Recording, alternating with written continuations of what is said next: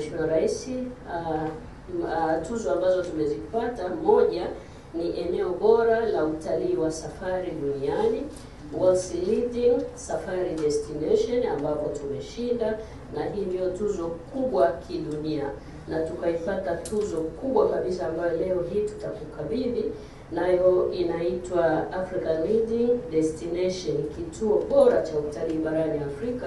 Taifa letu lilipata. Tulishindanishwa na mataifa kadhaa ikiwemo Botswana, Misri, Ghana, Kenya, Malawi, Morocco, Msumbiji, Namibia, Nigeria, Rwanda, Afrika ya Kusini, Uganda na Zambia. Mheshimiwa Rais, baada ya mpambano mkali, wadau walipiga kura na Tanzania ikaibuka mshindi ndani ya bara la Afrika. Mheshimiwa Rais, pamoja na tuzo hii kubwa, pia tumeshinda tuzo ya hifadhi bora duniani, ambapo hifadhi yetu ya taifa ya Serengeti imeipata tuzo hii. Na wanaotoa huduma katika eneo hili pia nao hupigiwa kura. Taifa letu pia limepata bahati kubwa na tumeshinda tuzo ya mtoa huduma bora wa utalii wa Puto, World's Leading Balloon Safari, ambayo pia tumepata sisi wa Tanzania kupitia kampuni yetu ya Serengeti ya baluni ambayo imeshinda tuzo hii.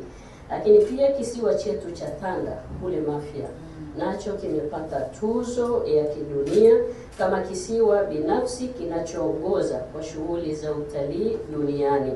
Kwa hiyo nayo hii tumeipata, naye inakamilisha sasa tuzo zile zilizosema 5. Aidha, Zanzibar nayo ilishinda tuzo ya eneo bora barani Afrika kwa mapumziko ya kikazi.